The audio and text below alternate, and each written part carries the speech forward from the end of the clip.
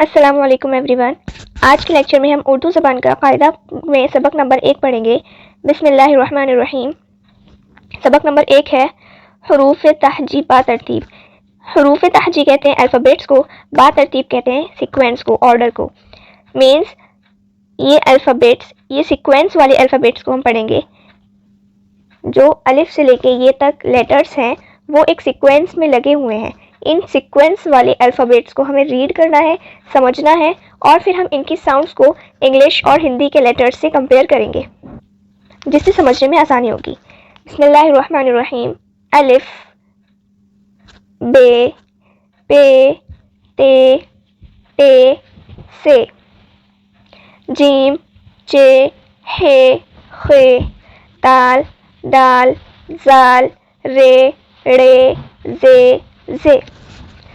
Scene, शीन, स्वाद, वाद, तो, वो, ऐन, गैन, फा, कॉफ, काफ, गाफ, लाम, मीम, नून, वाव, हा, हे दो चश्मी हा, लाम, अलिफ, हमजा, हमजा, या।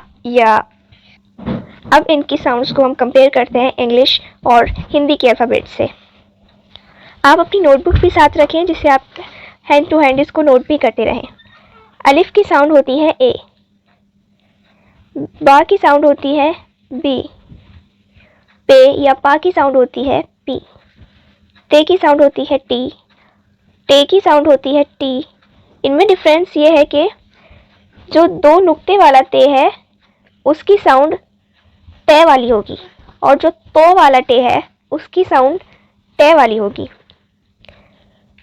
एंड लास्ट से, इसकी साउंड होती है S. Note down this. Next है जीम। जीम की साउंड होती है जे, चे की साउंड होती है सी एच, मीन्स चे चम्मच वाला। फिर हे की साउंड होती है एच, मीन्स हे। खे की साउंड होती है के एच, मीन्स खे। दाल की साउंड होती है डी, लेकिन दे दबात वाला। दाल की साउंड भी होती है डी, लेकिन डे डमरू वाला। इस दाल की साउंड होती है डे दबात, जिसके ऊपर तो होता है उस दाल की साउंड होती है डे डमरू वाली। फिर आता है जाल, इसकी साउंड होती है जेड। फिर आता है रॉ, इसकी साउंड आर। ड़ा, इसकी साउंड होती है अड़े खाली वाली। जा, इसकी साउंड जेड वाली होती है। फिर है जा, जेड एच। नेक्स्ट है सीन। सीन की साउंड भी एस होती है। सा और सीन में ये डिफरेंस है, सा जब हम बोलते हैं तो हम अपनी जबान को दांतों के बीच में रखते हैं, फा। और जब हम सीन को प्रोनाउंस करते हैं तो हम दोनों दांतों को मिलाकर जब प्रोनाउंस करते हैं। देन शीन, एस एच, स्वाद। स्वाद की साउंड भी एस है, लेकिन स्वाद जब हम पढ़ते हैं तो इसको पुर करके पढ़ते हैं, मीन्स आवाज को थोड़ा भारी करके। जैसे यहाँ पर हमने नॉर्मली पढ़ा था सा, यहाँ पढ़ा सीन, यहाँ हमने पढ़ा स्वाद, तो इसको पुर करना कहते हैं। तो हमें स्वाद को पुर करके पढ़ना होता है, प्रोनाउंस इसका एस ही है। देन वाद, वाद का प्रोनाउंसिएशन भी जेड है। यहाँ पर हमने जा पढ़ा था नॉर्मल बारीक, और यहाँ वाद हम पढ़ेंगे पुर करके। फिर है पो। पो का अल्फ़ाबेट बनेगा टी और इसको प्रोनाउंस हम भारी आवाज में यानी पुर करके करेंगे, वाद, जेड। फिर है आइन। आइन एक ऐसा लफ्ज है जिसकी इंग्लिश और हिंदी से कंपेयर नहीं किया जा सकता। इसको हम ऐसे लिख सकते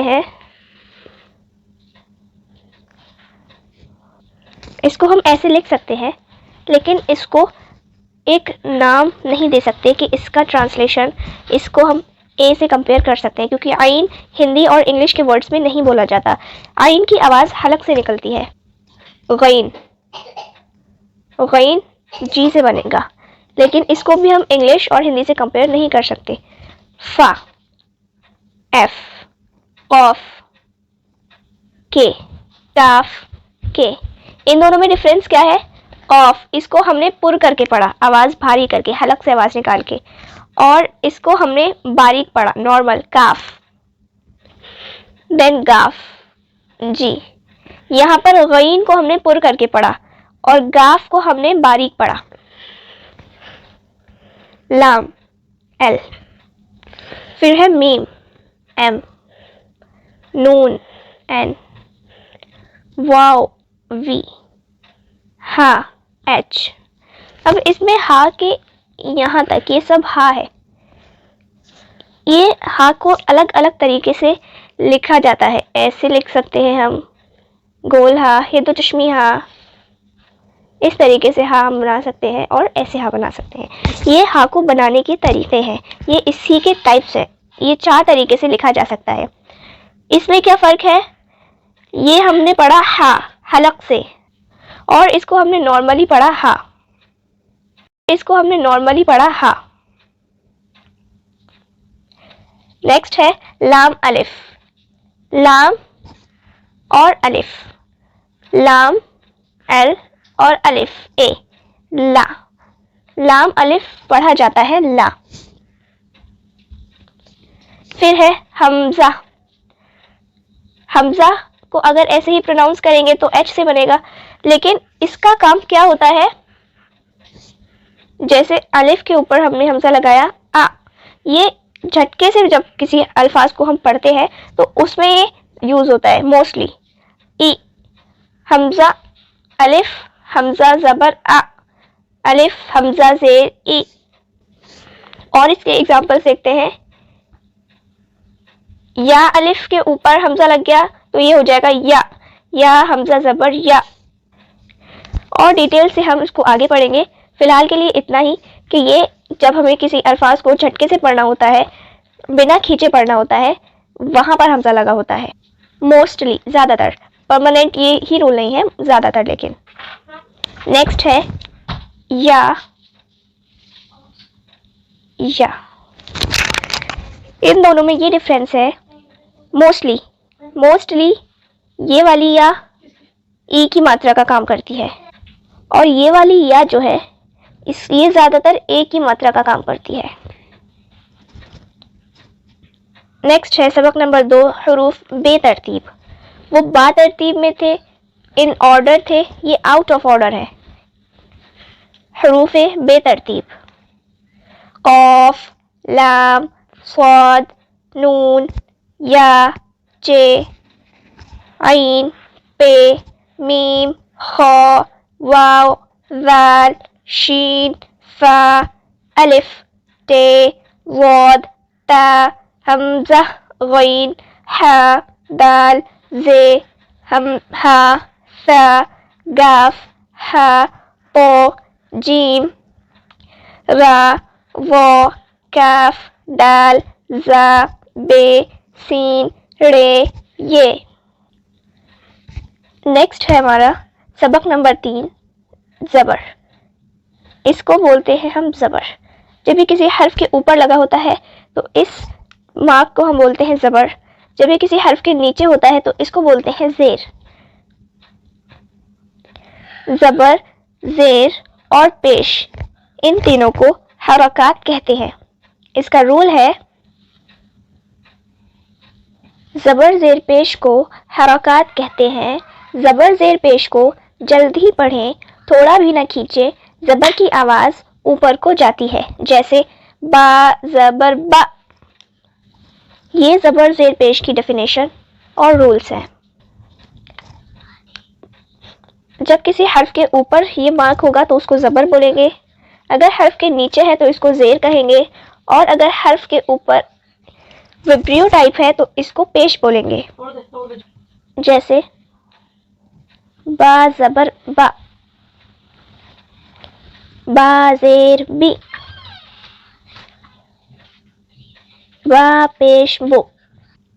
सो बेसिकली ये जो हमारा ज़बर है ये यहाँ पर आ की मात्रा का काम करेगा, लेकिन इसके भी कुछ रूल्स हैं। ज़बर ज़ेर पेश को जल्दी पढ़ते हैं, इसको बिल्कुल भी नहीं खींचते, और ज़बर की आवाज़ ऊपर को जाती है। ऊपर को कैसे जाती है? मीन्स आ की साउंड आती है इसमें।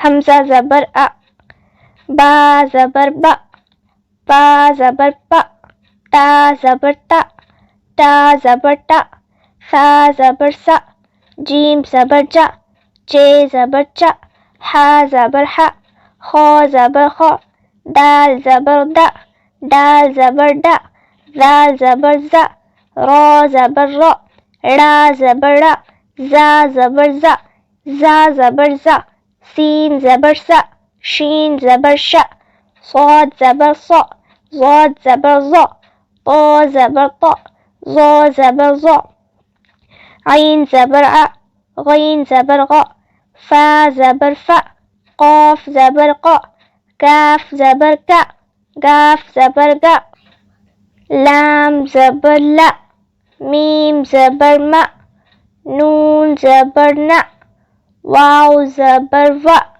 हा ज़बर हा, हा ज़बर हा, हमज़ा ज़बर आ, या ज़बर या। आज के लिए बस इतना ही।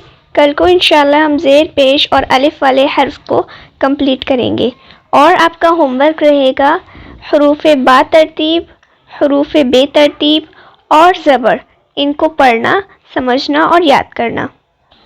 अस्सलामु अलैकुम।